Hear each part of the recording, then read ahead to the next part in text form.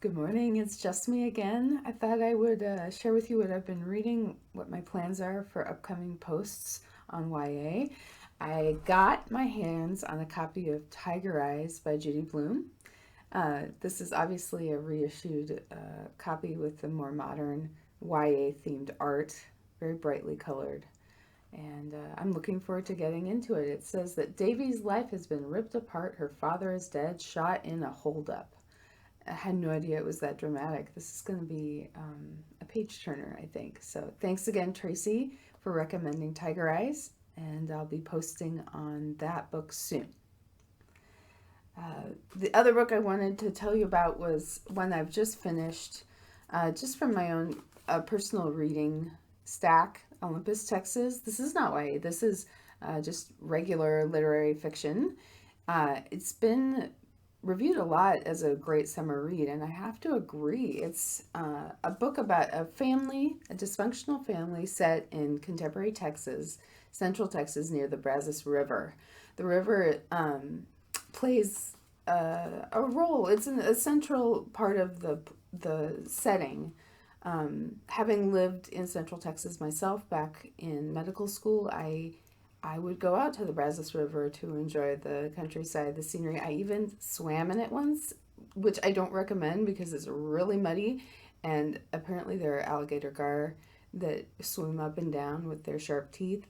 And, there are rumors that like alligators could swim up from the Gulf, even as far as College Station. I don't know if that's true, but I heard it several times. So it was something you did when you're 25 on a date, But I do have fond memories of the Brazos and the very beautiful oak trees that just grew like weeds in central Texas.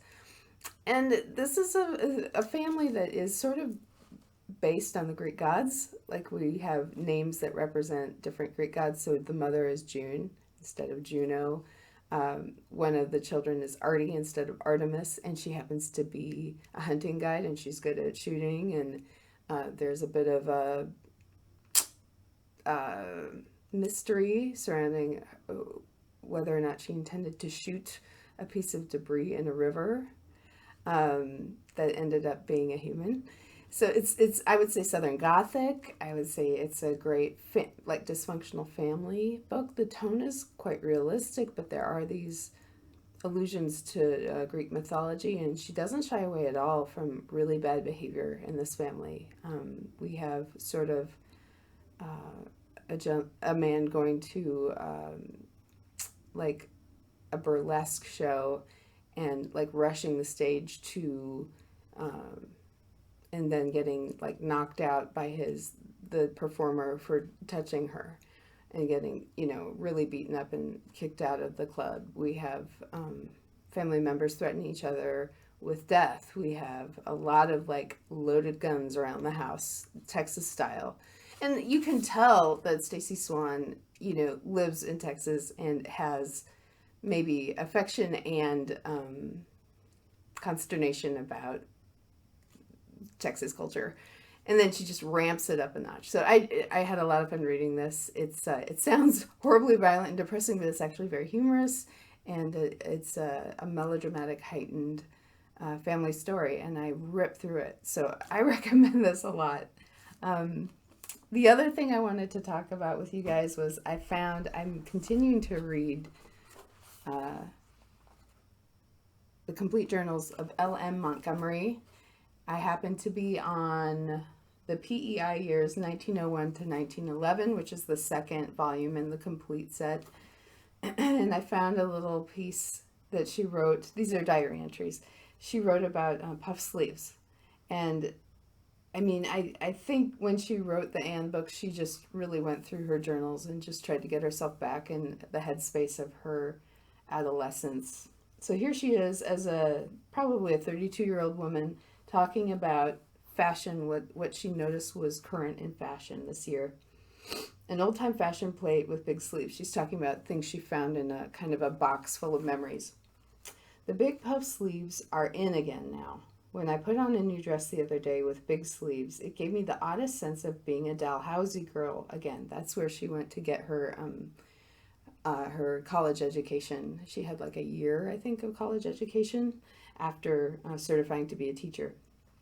For that was the year they came into their fullest balloon-like inflation, stiffened out with fiber chamois, etc.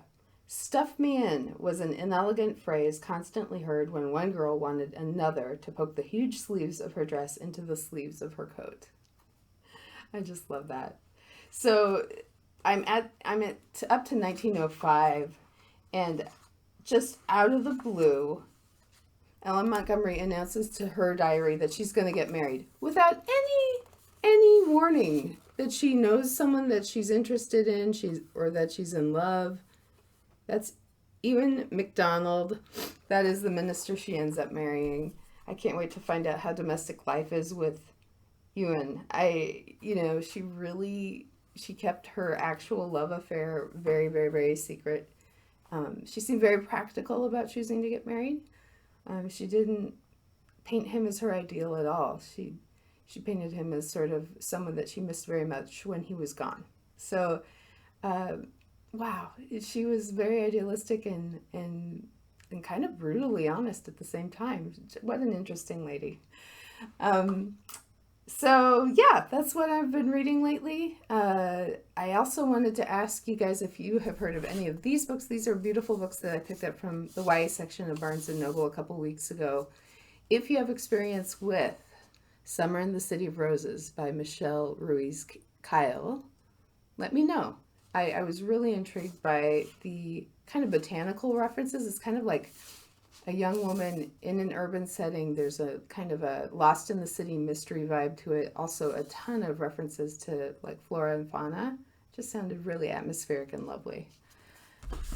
This one is kind of a YA mystery, Sadie by Courtney Summers. I believe one sister is searching for her like a pair of sisters. One of them is missing. The other one is the detective trying to find her, track her down. And then an Australian book that just had the most beautiful cover art and really heavy glossy pages that I couldn't resist. Take Three Girls. This is by Kath Crowley, Simone Howell, and Fiona Wood. I'm really intrigued by this trend I'm seeing of three authors writing a book together. That seems to be something that is happening a lot in the YA world. I wonder if it's because each of them provides one of the points of view. So if you have read this book, let me know as well. This is I believe it's sort of written in the format of like a textbook, like a health and wellness textbook, which is a really cute frame. I think that'll be really entertaining. So as usual, I'd love to hear what you're reading. Love to hear your comments on any of the books in my stack. Thanks for watching my videos. This is a lot of fun, and I'm learning a lot about video production and lighting, and so bear with me as I learn how to do this and make it as appealing as possible. And please share this with your friends. So we'll say goodbye for now, and next time we'll be talking about Tiger Eyes by Judy Blume. Okay, bye.